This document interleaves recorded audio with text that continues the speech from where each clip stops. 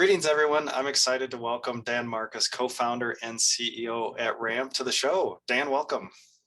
Great. Thanks, Brent. Ben, it's good to be on. Yeah, thanks for coming on the show today. So let's dive right in. Tell us a little bit about your background. Sure. I actually did this today because I did another pitch. Founder my whole life, pretty much. I think I worked for someone for about 3 months when I was 18, and that was that. Probably don't have enough experience to say I wouldn't do it again, but went down that path, and a long journey of founding my own businesses across multiple sectors, and really found my passion in SaaS. I suppose that's why you reached out. And my current co-founder and COO, Jan, and I founded a previous business called Magnetic, and that was an ERP workflow system for marketing and advertising agencies. So really got my racing stripes there, bootstrapped. Felt the pain of building something with shoestring budgets. You'd be blown away by what our development team built on a South African rand-based bootstrapped account. This was when we were based out in Cape Town, and grew it out of there. And there was 2 developers, and that was amazing just to see how people hustled, hacked, and did what they needed to get us to a point where eventually we did fundraise. And that was really cool. It was about a 8 or 9 year journey, and eventually fortunate to have an exit sort of late 2018. And moved into the firm that acquired us. Really great experience. Got to work with some US firms and sort of grow my partnership stripes in a more corporate environment, but still very much cell phone startup type business. So nice way to get a good balance. And eventually found my way to Ramp, and here we are today. Yeah, here we are. So serial founder, it sounds like. So was it always in tech or SaaS? Did you do stuff outside of SaaS or mainly tech companies? Yeah, did stuff outside of SaaS. So event companies. I built a conference company. So we built out a large marketing and conference business out of Africa. Some other tech firms. We built a company called Get Todd, which was basically Uber for locksmiths, plumbers. They were like home service automation, and so kind of a good mix. I suppose the one that got away, which I'm actually happy it did, was that we tried to launch an online poker site. This must have been around 2003. Raised some money in Cape Town, just never got off the ground because we couldn't get approval to get a license out of South Africa. But I'm quite happy I didn't go down that route. We pivoted that business, turned it into a sort of corporate team building using game theory, teaching people how to use poker in business and business skills in poker. That was quite fun. Yeah, interesting. Yeah, so amazing background. So tell us about your current focus at Ramp. So what does Ramp offer for products and services? Yeah, sure. Quite a bit of a story behind it. I'll give the shortened version, but my other co-founder and chief strategy officer, Angus, was very early at King Digital Entertainment, sort of around 2010, where he joined as VP of marketing. Very simple goal. Go and acquire as many users as you can. Here's your CPA. And went out and did that. And they had a ridiculous CPA target and shot the lights out, right? Very high amount and budget that he had. And I always say we're very fortunate that he wasn't a typical marketer. He was able to really get stuck into the data. He had 2 hats on, deploying marketing spend, but also looking after the holistic forecast of the business. And he was able to determine the right level of marketing spend and what that impact would be on top line revenue, and was able to give conviction to the board to say, hey, you're spending this money elsewhere. You need to focus it on Candy Crush, where it's currently set to do 50 million, maybe 100 million that calendar year. And he predicted it doing 2 billion in revenue in under 11 months. And he was able to convince them to remove their marketing cap. And they ended up spending north of 350 million that year and hit 1.94 billion. Very long story, really condensed. Obviously, I know we haven't got too much time, but an incredible story from his side. And then through his experience in gaming and working with incredibly large amounts of data, he was able to start to understand this cohort-based forecasting methodology and how you can use that to your advantage to accurately forecast and predict top-line revenue growth and users. And fast forward a few years, he's obviously gone through a lot of pain. What happens when you can't move quickly, when you need to unpack issues and triage where things went wrong. He had this great idea to say, hey, I shouldn't be trying to run spreadsheets and calculate these things with my fingers. There's got to be a tool out there. And there are a lot of these LTV prediction tools and automated platforms that help you run your budgets online, but there was nothing out there solving that real tough problem of predicting top line revenue in consumer-based businesses. It's very hard to predict. It's non-subscription based, so it's varying spends and obviously comes back in repeat transactions. And so we've done that. We built a SaaS platform that, what I like to say, creates a single language of forecasting across the business. Ben, you obviously, like you say, fractional CFO, you've seen it, right? So many different ways to forecast and run your models and methodology inside a single organization. And so we bring all of that together. And ultimately, our platform allows a CFO to run forecasts and scenarios in minutes versus weeks, if not months. But what makes us special is that we bring the model to the platform. So we're not just an online FP&A tool that allows you to put your model into the, all your costs and everything into the tool, and you've still got to build the modeling. We bring that very specific cohort-based model that we say is an opinionated model to the platform. We're very open about how that modeling works. It has to be, you can't have a black box. People need to obviously understand how it works, to trust the outputs. And customers get to run the inputs on their side, modeling does the work, and the outputs are customized for their needs. So a couple more questions here. So predicting consumer-based businesses. So any type of consumer product, or is it, consumer tech, SaaS, or if I just have a direct consumer product, so any type of consumer revenue prediction? For now, purely because of Angus's background and our incredible unfair advantage in the gaming world, we are solely focused on mobile gaming businesses for now. Our methodology is focused on 3 core pillars: user acquisition, monetization, and retention. Any business really focuses on that, right? But our core ICP will be a consumer-based business that has non-subscription based revenue model, varying spend when they do have transactions, and 3 to 4 repeat transactions a year at least. And then obviously need a significant, not significant, but a decent amount of new users a month. So we're talking 10,000 monthly new users on average, 6 months of data, and then we can work with them. Okay, yeah, and that seems like a big market. And then you said let the CFOs run. So are you selling into the CFO? This is a tool for the CFO, and say not the marketing department or sales department, or they also use it? Who's actually championing and owning the tool within that company? Yeah, absolutely. Right now, the go-to person that we speak to is generally the CFO, depending on the size of the business, sometimes the CEO directly. They're the ones that are looking after the overall budget, looking after the core metrics that they need to understand on the levers they need to pull to grow the business. But then from a usage perspective, once we're in with the CFO, they'll bring in their team. So we'll have UA, head of data analytics will start to use the tool, but the CFO will ultimately pull from different resources and different areas of the business, plug that all into the inputs, and then provide the output from a forecast perspective. And I don't know if you noticed on social media, there was a wave of posts, earlier this year, a couple months ago, or even a month ago, just about, 2023 is the year to selling to the CFO, right? We're pulling back on spend, very tight with our budgets.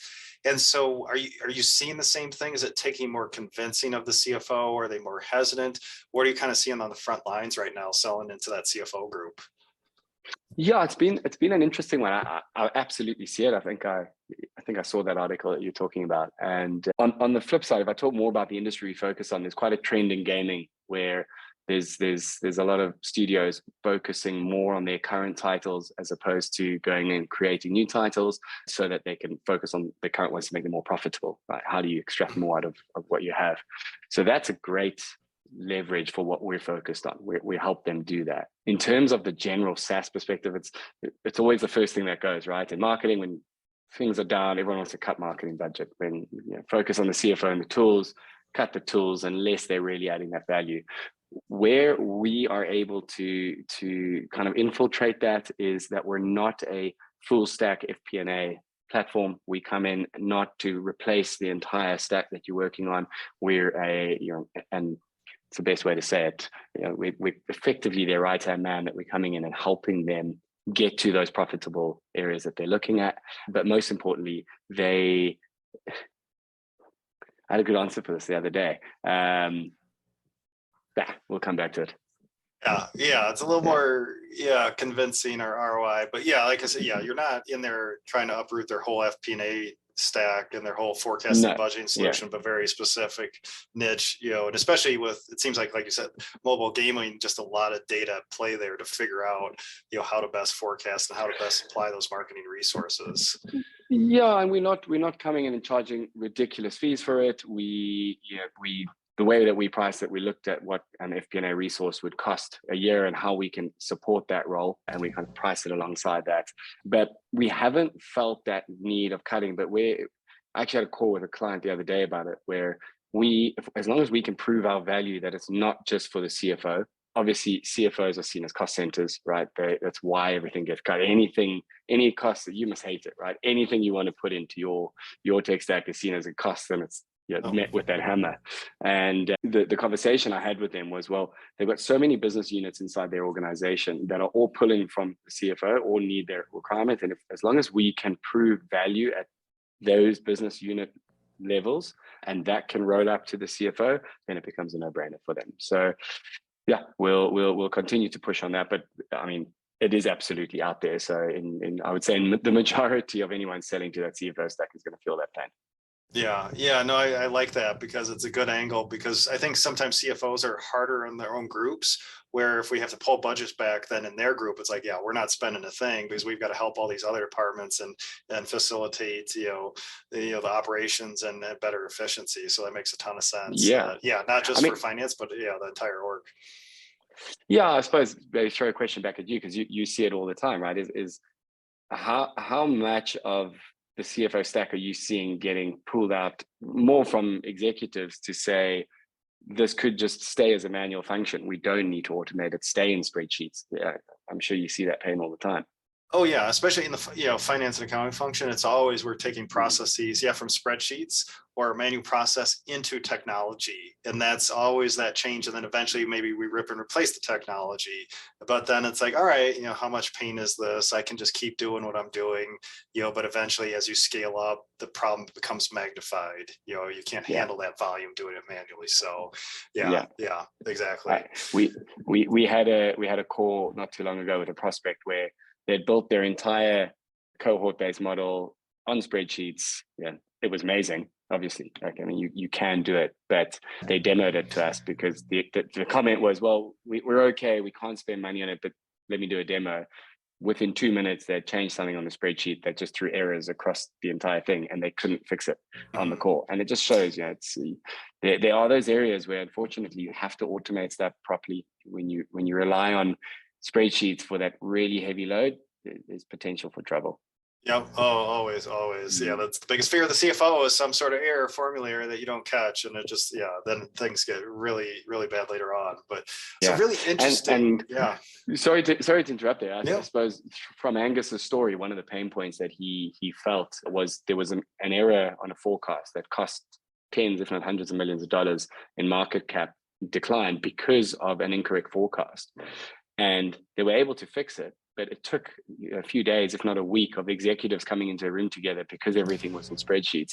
And that triaging is just super slow, right? And it's as soon as you get anything, whether it's through RAMP, we can do it, but a lot of these tools in the cloud give you that capability to triage really quickly so that you can get back to what really matters.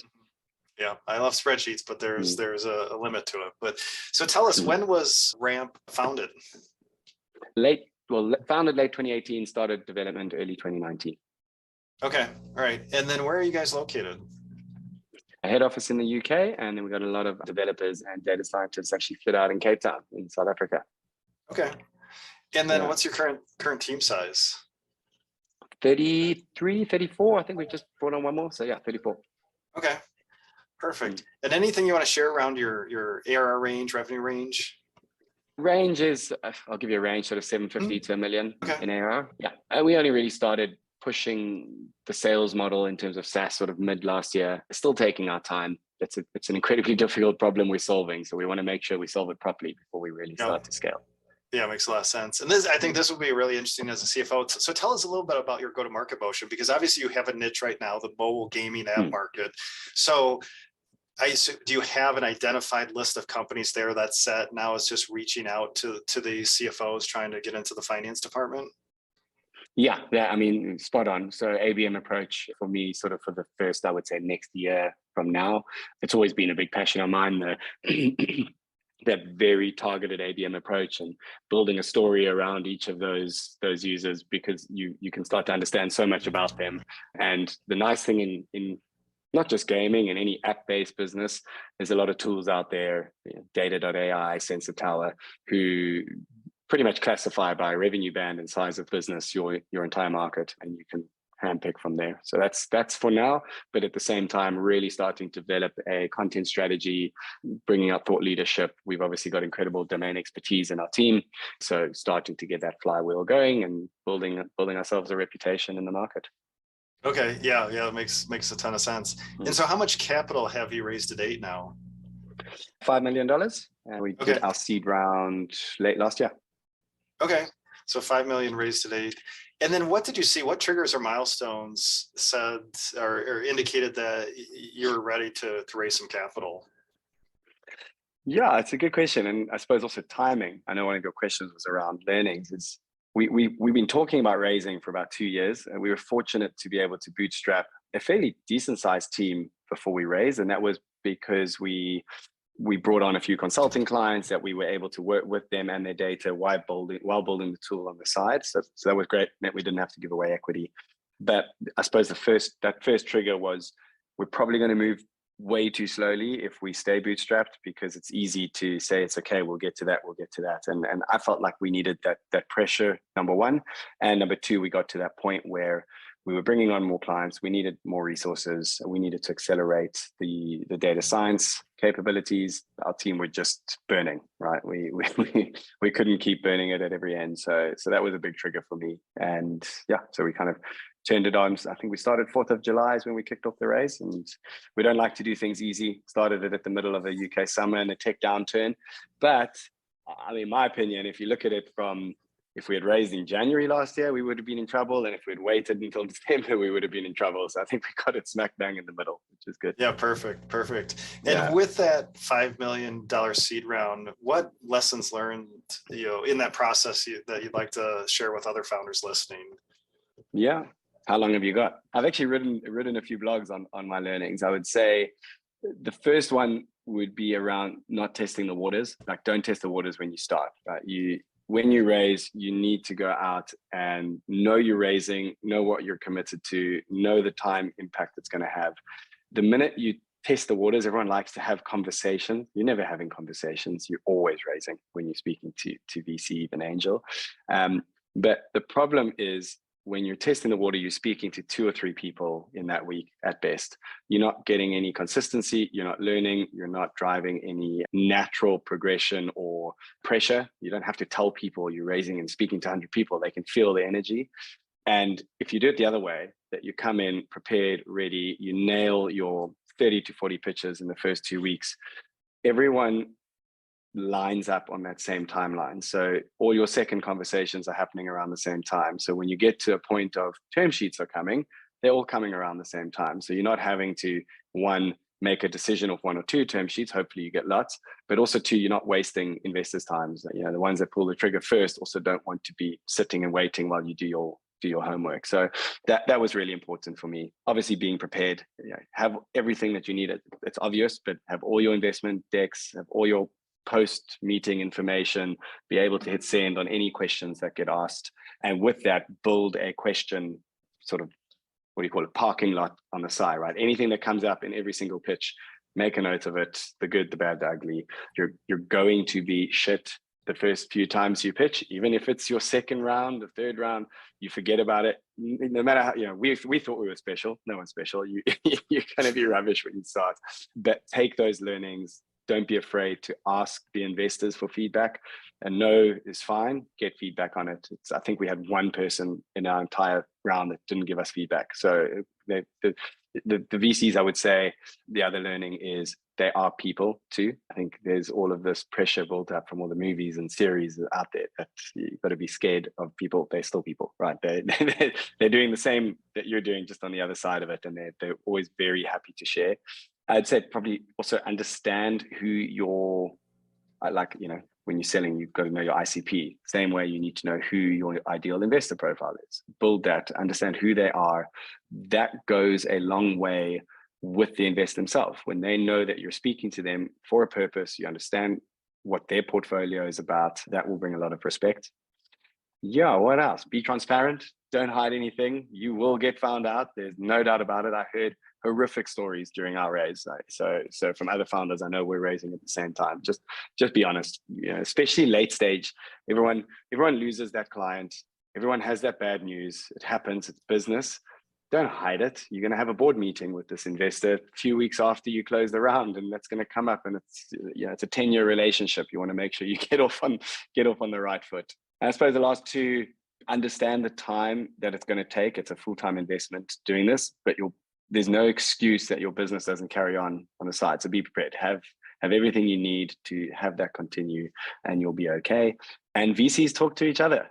Don't bullshit them. They are talking every day. They will know who you are, and you can use that to your advantage, of course. But keep your messaging consistent, and you'll be okay. That's some of it. I've got lots. Go read my blog. That's great. Yeah, you'll have to share those blog posts, and I'll put in the show notes. Yeah, but I took at least 8 bullet points here of insight. But I love that, right? You're either in or out. You're either fundraising, and I've heard this before. It's been a while. You know, either doing it or you can't just test the waters, like you said. Yeah, totally. You're either in or out. There's no partial fundraising. So great insight, 100%. Great lessons learned, and we'll have to share those blog posts in the show notes. So Dan, really appreciate your time today. As we wrap up, what's next for Ramp? What's coming up that's new and exciting? Sure, plenty. We've actually just implemented our sort of next quarter OKRs, plans that we need to do. We're in that favorite stage, right? Getting that golden product market fit that everyone wants. We absolutely got proof of concept. The problem is so obvious what we're solving. We know it's difficult, but really getting that core product market fit is important for us. So, all of the motions around that, around improving the UI, getting all our training material up and running continuously. I think a big thing for us is understanding that really critical level of accuracy that we're proud of. Everyone asks, how accurate are you? We want to make sure that we nail that. So that's big for us. And something cool we've done is just really brought in our senior leadership team now that we've grown to a size that kind of warrants that. And it's been incredible to see how that's come together with our vision and the values. And I'm excited about moving out of that founder-led sales world and actually driving a high-performance business is exciting. Yeah, that's always a big transition from founder-led sales to building out that sales team for the first time. It's always exciting. Yeah, that's great stuff. Exciting stuff for 2023. So Dan, really appreciate your time today, sharing your story and your background. And if listeners would like to learn more about Ramp, where should we send them online? Sure, rampgrowth.com. All right, perfect. So if you'd like to learn more about Ramp, check out rampgrowth.com. And Dan, really appreciate your time today and sharing your story. No, anytime. Thanks, Ben. Appreciate it.